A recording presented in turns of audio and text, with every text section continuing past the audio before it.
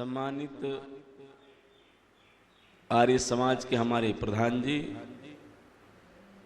उपस्थित समस्त आर्यभद्र पुरुषों, मातृशक्ति, सारी दुनिया को बस में तो करने चला, एक गागर में सागर को भरने चला। मनुष्य सोचता है कि मैं सारी दुनिया को बस में कर लूं, सारी दुनिया मेरी वशीभूत हो जाए। पर याद रखना, जो अपने मन से हार जाता है वो जगत में सब जगह हार जाता है। इसलिए शास्त्रकारों ने एक बात कही, मने मनुष्यानाम कारणम बंध मोक्षयो। ये मन मनुष्य के बंधन का भी कारण है और मुक्ति का भी कारण है। आपने इस बात को भली भांति देख लिया है कि संसार में व्यक्ति आता है, धन संपदा कमाता है, मकान दुकान बनाता है, पुत्र पौत्र आदि के मध्य में रहता है, सारी संपत्ति का मालिक बना बैठा है, लेकिन जब जाता है तो एक पैसा भी साथ नहीं जाता। बहुत अच्छा रहता है, पर आज कुछ गड़बड़ी में है, बस अब छेड़ना नहीं, चल जाएगा। सारी दुनिया के संपत्ति को जोड़ने में व्यक्ति पाप और पुण्य करने से भी बाज नहीं आता। कुछ भी करना पड़े, मैं धन ऐश्वर्यों का मालिक बन जाऊं, सारे धन ऐश्वर्य मेरे पास हों, इनमें लिप्त रहूं। पर हमने देखा, आपने देखा, कोई चाह करके भी एक पैसा भी साथ नहीं ले जा सकता। चाह करके भी चाबी को सारा दिन जेब में रखने वाला, पल्लू से बांधने वाला भी चाबी लेके नहीं जाता। हाय हाय करके मरने वाले भी चले गए और ओम ओम करके जाने वाला भी चला जाता है। दोनों के जाने में एक है, एक संतोष से जाता है, एक असंतोष से जाता है, एक आनंद से जाता है, एक दुख से जाता है। तो शास्त्रकारों ने कह दिया कि तुम्हारी सारी संपत्ति, एक दिन तुम निधन हो जाओगे। निधन, नी मैंने बिना धन के निधन। तो इस आदमी का निधन हो गया है। निधन मैंने, उसके पास धन नहीं रहा, बैंक खाते इसके यहीं रह गए हैं, कुछ भी साथ नहीं गया है। फिर साथ क्या गया इसके? बोले जो इसने पुण्य अपुण्य कर्मों को किया है वही साथ जाने वाला है। इसलिए जो मनुष्य इसका चिंतन कर लेता है वो अपने मार्ग को प्रशस्त कर लेता है, वो अपने अगले रास्ते को ठीक कर लेता है और वो समझ जाता है, क्योंकि देख करके व्यक्ति तो ज्ञान होता है। लेकिन हम ऐसे स्थिति में हैं कि हम रोजाना देखने के बाद भी इस ज्ञान से अपने आप को प्रभावित नहीं करते। मूल शंकर ने 16 वर्ष की आयु में अपनी बहन की मृत्यु को देखा। मूल शंकर की छोटी बहन थी, इसका नाम था प्रेमबा। मूल शंकर सबसे बड़े थे, फिर एक छोटी बहन थी, फिर एक भाई था बल्लभ, फिर एक छोटी और बहन थी। ऐसे कुल मिलाकर के 3 बहनें, 2 भाई, 5 संतानें थी कृष्ण जी तिवारी को। तो मूल शंकर सबसे बड़े, उनसे छोटी प्रेमबा छोटी बहन, और वो हैजे के कारण से खेलती खेलती मर गई, 2 उल्टी हुई और मर गई। अब 16 साल के मूल शंकर ने मृत्यु पर विचार किया। हम रोजाना मरते देखते हैं लोगों को, हम कभी विचार नहीं करते, इसीलिए हम उस कल्याण के मार्ग के पथिक बन नहीं पा रहे हैं।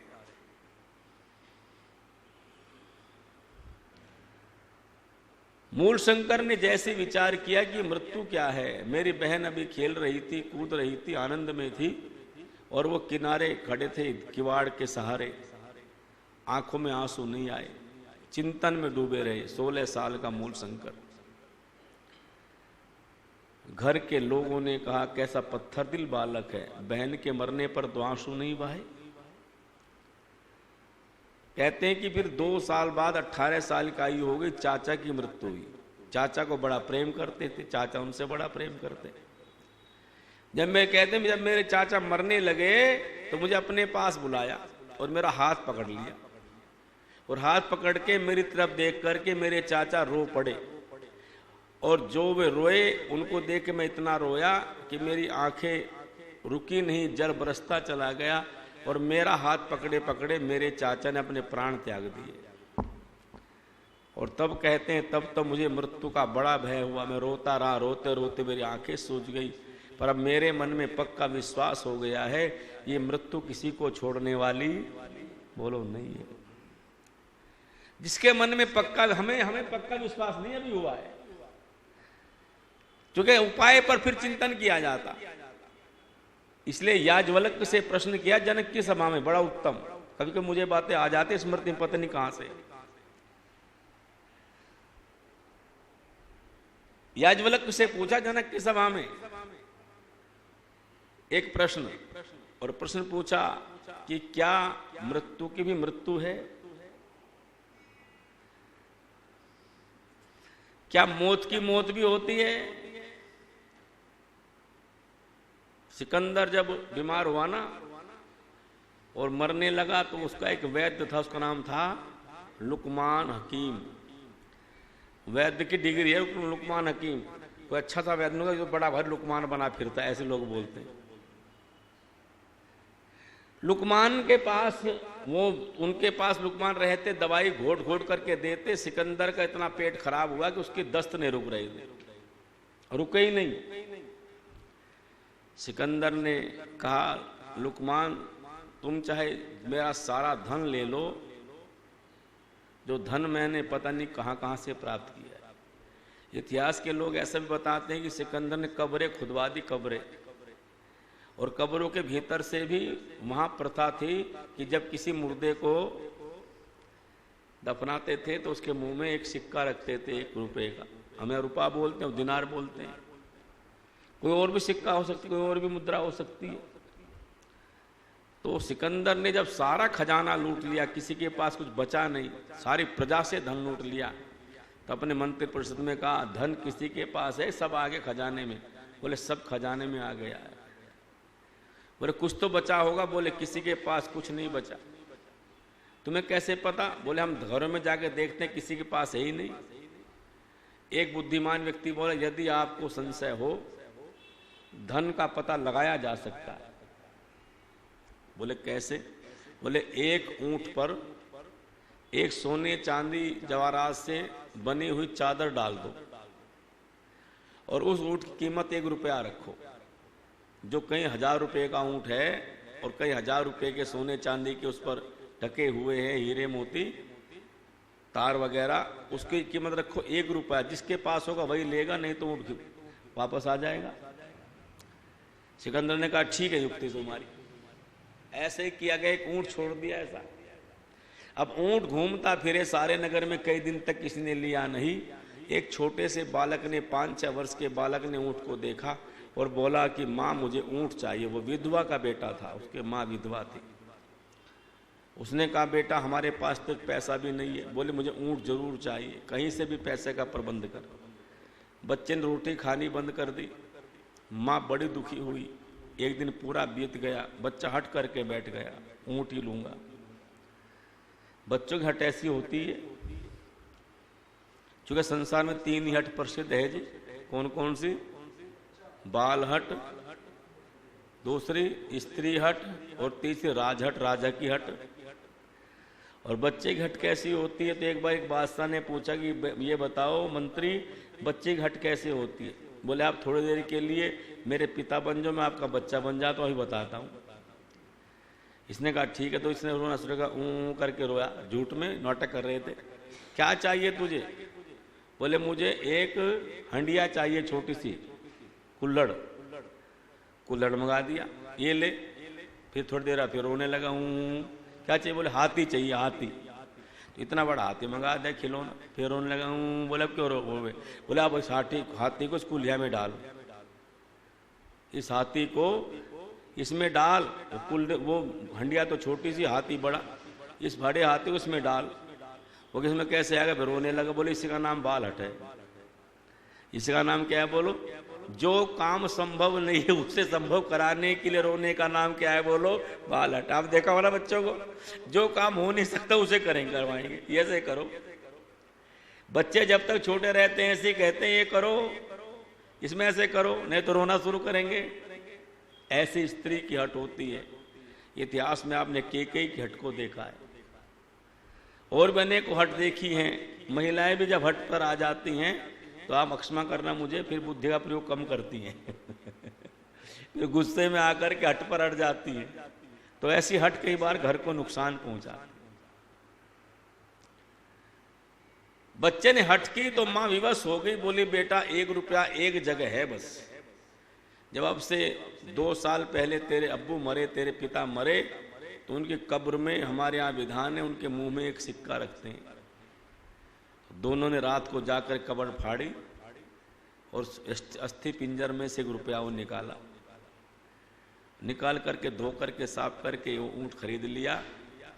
और जब अकबर को उसको पता चला, सिकंदर को, ऊँट किसने, इतने बर्बर राजा थे जिनके गुणगान आज के उनके पूर्वज करते, उनके संतानें करती रहती हैं, उनको पूर्वज मान करके। जो कब्रें फड़वा दे इंसान हो सकता है? बताओ मुझे। जो मरे हुए के मुंह में से भी पैसे निकालने, वो इंसान हो सकता है कभी? वो कभी किसी का पूर्वज अच्छा हो सकता है? लेकिन लोग उसके नाम पर नाम रखते हैं बच्चों के। तैमूर, जिसने बिना बात के 50,000 लोग एक दिन में दिल्ली में काट दिए हों, उसके नाम पर अपने बच्चों के नाम रखते हैं। कैसे भारतीय संस्कृति मिला कर पाओगे अपने आप का? कैसे कर सकते हैं बताओ? जहाँ दया ही नहीं है, उन निर्दयी लोगों को, अनपढ़ लोगों को, जो खूंखार लोग रहे हैं, जिन्होंने देश की अस्मिता लूटी है, उनको अपना पूर्वज मानने वाले लोग कैसे आपके मैत्री के और उसके जो है प्रशंसक हो सकते हैं? जरा सोचो। कहा रुपया किसने लिया, पता किया, उस महिला के पास आए, 2-4 कोड़े मारे, उसने बता दिया सारी बात। अंतो गत्वा, ये कहते हैं सिकंदर ने सारी कब्रें भी और सब पैसे निकल। कितने मूर्ख लोग हैं, कब्रों में पैसे रखते हैं, ये बोला। और जब मरने लगा तो पैसा काम बोलो नहीं आया। उसने कहा लुकमान से कि मेरे पास बहुत पैसे हैं, बड़ा खजाना मेरे पास है, सारा ले ले पर मेरे प्राण बचा दे, ऐसी दवाई बना कोई। लुकमान ने पता क्या कहा? वैद्य के पास बीमारी की दवाई होती है, मौत की दवाई नहीं होती। क्यों है किसी वैद्य के पास? है कोई बचा सकता है मौत से? आया बुलावा मौत को का दुनिया से, वो तो चल बसे, पर अनाड़ी वैद्य नाड़ी देखता ही रहेगा। नाड़ी पकड़े बैठा है वैद्य, तो चला गया। पर याज्ञवल्क्य से पूछा क्या मौत की मौत भी होती? ये केवल वैदिक दर्शन में ही संभव है। वैदिक दर्शन आपको मृत्यु से अमृत की ओर ले जाने वाला है। मौत के मार्ग से अमृत के मार्ग पर ले जाने वाला एक ही दर्शन है, जिसका नाम वैदिक दर्शन। याज्ञवल्क्य से पूछा क्या मौत की मौत होती है? बोले हाँ, मौत की मौत भी होती है ना? मौत की मौत भी होती है। बोले हाँ, मौत की मौत भी होती है। बोले कैसे होती है? बोले देखो, अग्नि सबको जला देती है ना। हाँ, अग्नि सबकी मौत है कि नहीं? हाँ, पर पानी अग्नि को बुझा देता है। तो पानी अग्नि की मौत हुई कि नहीं हुई? इस तरह से मौत की मौत भी होती है। जैसे जल अग्नि को मार देता है, वैसे ही एक ऐसा तत्व है दुनिया में जो मृत्यु के बंधन से जीव को छुड़ा देता है, उसका नाम अमृत है, जो कभी मरता नहीं है, एक रस रहता है सदा। उस सुधा का नाम, उस आनंद का नाम अमृत है। जिस जीवात्मा ने उस अमृत का पान कर लिया, वह जीवात्मा जन्म मरण के बंधन से छूट जाती है, उसका नाम परमात्मा है। इसलिए वेद भगवान ने कहा, वेदा है मेतम पुरुषम महंतम आदित्य वर्णम तमसः परस्तात् तमे विदित्वाति मृत्योरमेति नान्य पंथा विद्यते अयनाय। वेदाहमेतम, जिसको वेद गा रहा है, जिसकी प्रशंसा वेद कर रहे हैं, पुरुषम महानतम, जो महान पुरुष है। कौन है परमात्मा? बोलो, पुरुष है। अब देखो, इस मंत्र में परमात्मा को पुरुष कहा है। ये परमात्मा का गौणिक नाम है, गुणों के आधार पर। अच्छा, आप भी पुरुष हैं कि नहीं? जोर से बोलो। तो कितने पुरुष हुए दुनिया में? 2 पुरुष हैं, एक परमात्मा पुरुष है, एक जीवात्मा पुरुष है। दोनों को पुरुष संज्ञा दी, जीवात्मा भी पुरुष और बोलो परमात्मा भी पुरुष। जीवात्मा कैसा पुरुष है? पुरुष क्यों है जीवात्मा?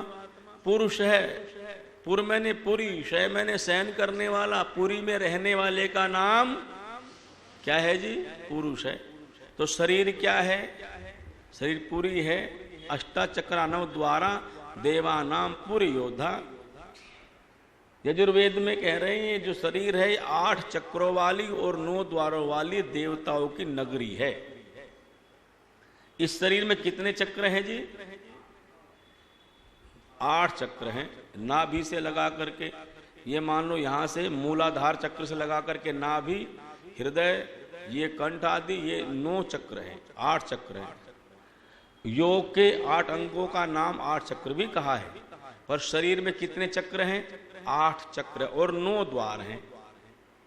द्वार मैंने दरवाजे, जैसे किसी मकान में दरवाजे होते हैं ना प्रधान जी, वैसे ही इस शरीर में भी कितने दरवाजे हैं जी सत्यनारायण जी? 9 दरवाजे, 9। एक मुंह, 2 नासिका, 3, 2 कान, 5, 2 आंख, 7, एक सोच का स्थान, एक मूत्र त्याग करने का स्थान। कितने हो गए? इन द्वारों के द्वारा भी कोई चीज भीतर जाती है। जैसे आप अपने दरवाजे से भीतर बाहर आते हो, वैसे ही दरवाजे हैं शरीर में। इन दरवाजों से ही जा रही है चीज भीतर।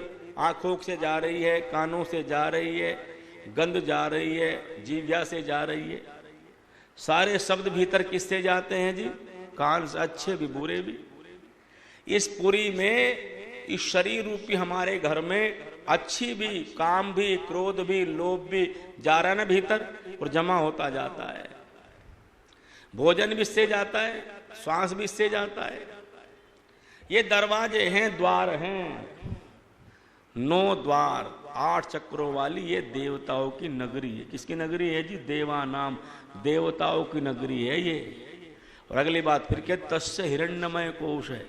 आहा, ये साधारण नहीं है शरीर, हिरण्यमय कोश है। इसमें हिरण्यमय प्रकाशित कोश है, चमकीला कोश है, सोने जैसा चमक वाला कोश है। ऐसा एक कोश भी है, ऐसा खजाना भी है। ज्योति सावृता, जो भगवान की ज्योति से आवृत है।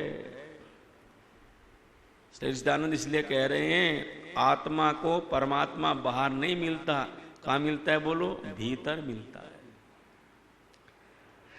शब्द सूरती लगाई के, मुख से कुछ ना बोल, बाहर के पट बंद कर, भीतर के पट खोल।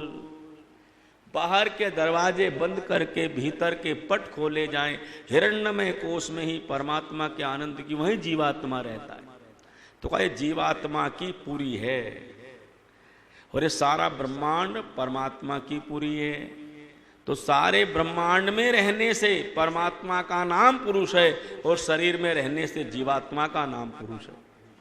तो दोनों पुरुष हुए कि नहीं? आत्मा भी पुरुष और परमात्मा पुरुष। लेकिन दोनों पुरुषों में एक अंतर है। दोनों पुरुषों में कुछ अंतर है। दोनों पुरुष एक जैसे नहीं है। दोनों निराकार हैं, वैसे दोनों अनादि हैं, पर दोनों में अंतर है। एक छोटा पुरुष है, एक बड़ा पुरुष है। एक छोटे क्षेत्र में रहता है, बोलो, एक बड़े क्षेत्र में रहता है।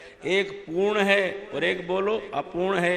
एक पूर्ण ज्ञानी है, एक अल्पज्ञ है, अल्प ज्ञानी है। एक सर्वज्ञ है और बोलो एक अल्पज्ञ है। एक सर्वदेशीय है, एक एकदेशीय है। बात समझ में आई? एक परमात्मा सर्वदेशीय जीवात्मा, उसके बाद भी दोनों का सयुजा सखाया ऐसा संबंध है जो कभी एक दूसरे से दूर नहीं होता। और अंतर भी दोनों में क्या है, तो योग दर्शन में लिखा, पुरुषम महानतम, महान पुरुष। परमात्मा क्या है, महान पुरुष। जीवात्मा क्या है, छोटा पुरुष। अच्छा बोलो, हम छोटे हैं कि भगवान से बड़े? और भगवान हम सबसे बोलो बड़ा। तो बड़ा होने से कहा महानतम पुरुषम महानतम, वह परमात्मा सारे ब्रह्मांड में व्याप्त पुरुष है। और अच्छा, तब योग दर्शनकार ने एक सूत्र दिया, बहुत ध्यान से सुनना। सूत्र क्या दिया कि इस जीवात्मा में और परमात्मा में अंतर क्या है, दोनों पुरुषों में भेद क्या है। कुछ लोग जीवात्मा को परमात्मा मान लेते हैं, कुछ लोग परमात्मा को जीवात्मा मान लेते हैं, पर भेद क्या शास्त्रों ने ना, दोनों अलग अलग अस्तित्व वाले हैं। फिर भेद करते हुए क्या लिखा, क्लेश कर्म विपाक आशय। एक बार बोलिए, क्लेश कर्म विपाक आशय अपरामृष्ट पुरुष विशेष है, ईश्वर है। परमात्मा विशेष पुरुष है, ईश्वर मैंने परमात्मा पुरुष विशेष है, विशेष पुरुष है। किस किस से दूर है, क्लेश कर्म विपाक और आशय। अब बहुत ध्यान सुनना बात को, क्लेश कर्म विपाक और आशय। जीवात्मा में चार चीजें हैं, क्लेश है, कर्म है, विपाक और आशय है। परमात्मा में ना क्लेश है, ना कर्म है, ना विपाक है, ना आशय है। इसलिए कहा क्लेश कर्म विपाक और आशय अपरामृष्ट, जो इनसे पृथक है उसी का नाम बोलो ईश्वर है, उसी का नाम पुरुष है।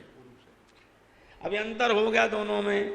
क्लेश कितने हैं जी, कितने क्लेश हैं जी जीव को, जल्दी बोलो। 5 क्लेश हैं, याद रखना, भी पूछूंगा भी। कितने क्लेश हैं भैया, जोर से बोलो। 5। कौन कौन से, अविद्या, अस्मिता, राग, द्वेष, अभिनिवेश, 5 क्लेश है। पहले अविद्या, दूसरा अस्मिता, तीसरा राग, चौथा और 5वां अभिनिवेश। इन 5 को क्लेश कहा है, 5 क्लेश है। ये 5 के 5 क्लेश जीवात्मा के साथ लगे हुए हैं। याद हुआ कुछ? इनमें जो अंतिम अभिनिवेश कष्ट है उसे कहते हैं मृत्यु का भय। अच्छा, क्या भगवान को मृत्यु का भय है? जीव को है।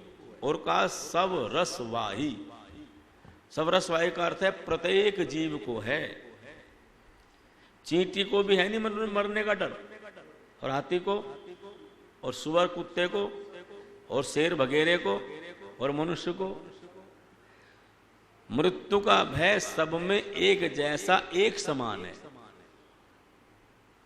तो यह अभिनिवेश है।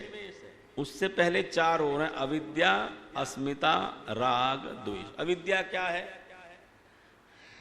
अविद्या का अर्थ है अज्ञानता, विपरीत ज्ञान।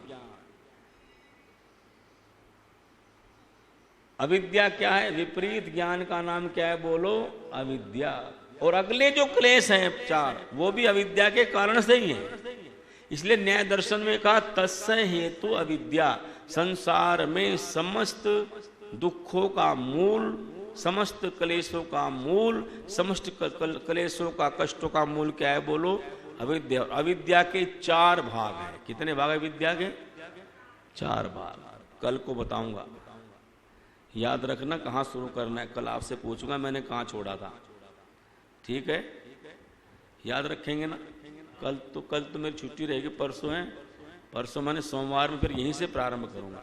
तो हाँ, सोमवार में, हाँ कल यानी सोमवार आपका, ठीक है?